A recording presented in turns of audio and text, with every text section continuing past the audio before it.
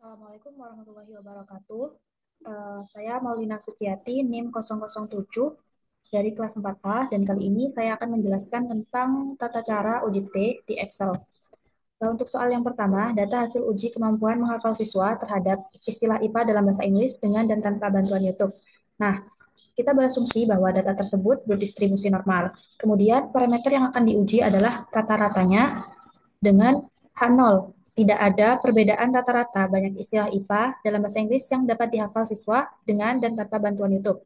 Kemudian, hipotesis alternatifnya ada perbedaan rata-rata banyak istilah IPA dalam bahasa Inggris yang dihafal siswa dengan dan tanpa bantuan YouTube.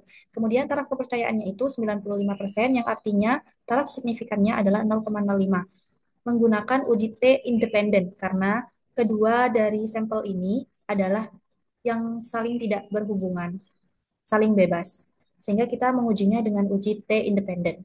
Kemudian, selanjutnya, eh, kita harus menentukan variansnya dulu. Dengan rumus S var, dan kita blok semuanya dari atas sampai sini. Berhubung ini jumlahnya sama, maka kita langsung tarik saja. Kemudian kita tentukan variabel 1 dan 2-nya. Ini variabel 1, ini variabel 1, dan yang ini variabel 2.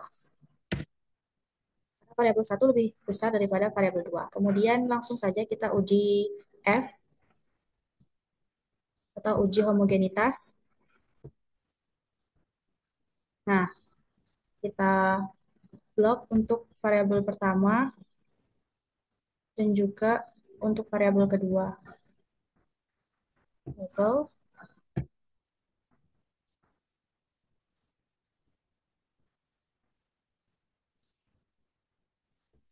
Oke. Nah, kita lihat. Ini nilai F, yang ini nilai F, P, dan F tabel. Kita lihat nilai P-nya dulu langsung. P-nya 0,4 yang artinya lebih besar daripada 0,05. Karena P lebih besar dari 0,05, maka H0 diterima. Artinya,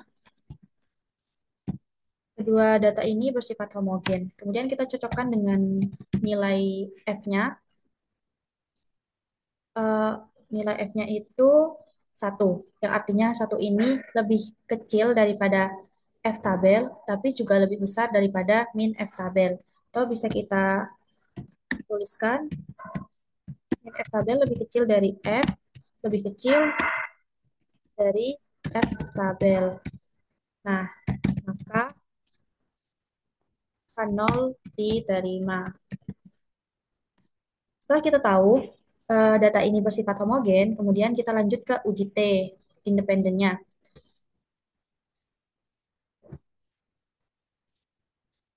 Kita cari yang equal variances. Karena ini bersifat homogen. Kita blok lagi untuk varian 1 dan 2-nya.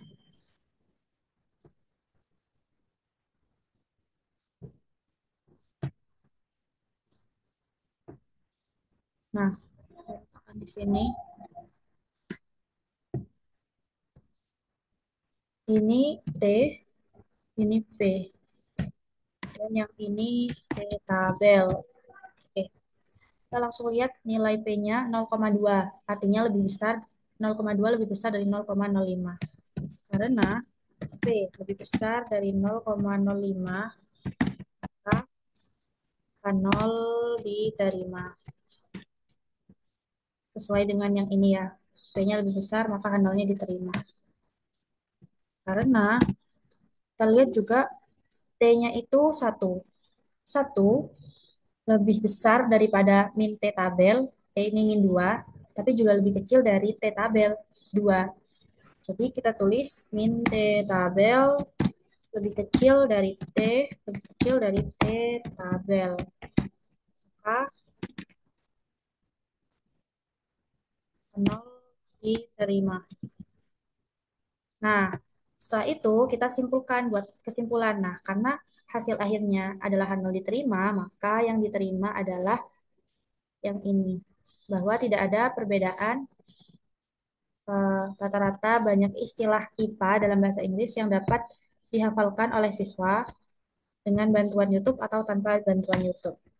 Nah, sudah selesai untuk soal yang pertama, kita lanjut soal yang kedua.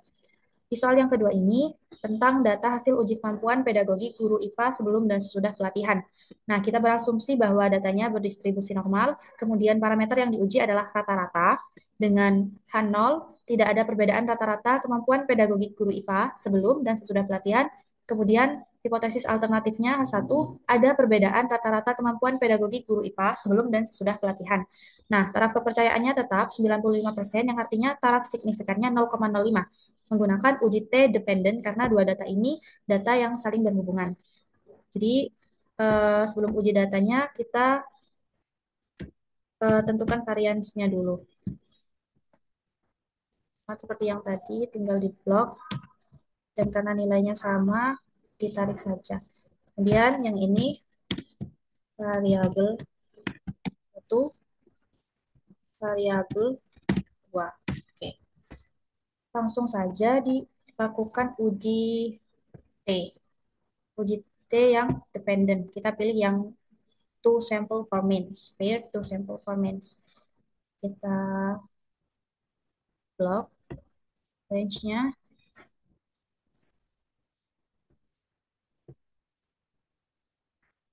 kemudian saya ingin meletakkan di sini. Nah, ini T, yang ini P, dan ini T tabel. Oke, kita lihat P-nya. P-nya ternyata masih belum desimal ya, teman-teman. Jadi kita em, cari desimalnya dulu dengan di sini.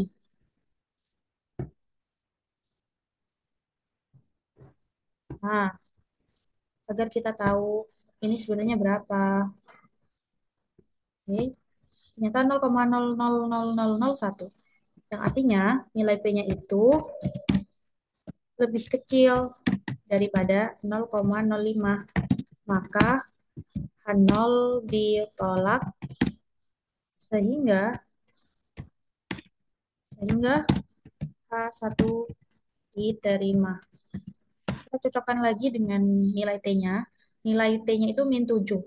Sangat kecil ya. Dan min T tabelnya itu min 2. Jadi T hitungnya itu tetap lebih kecil dari min T tabel. Karena dihitung lebih kecil dari min T tabel. Maka H0 ditolak sehingga H1 diterima. Oke. Kita tadi kesimpulan, karena H1 yang diterima, maka kesimpulannya adalah ada perbedaan rata-rata kemampuan pedagogik guru IPA sebelum dan sesudah pelatihan. Nah, mungkin cukup sekian yang dapat saya sampaikan dari penyampaian pada kali ini. Kurang lebihnya mohon maaf. Wassalamualaikum warahmatullahi wabarakatuh.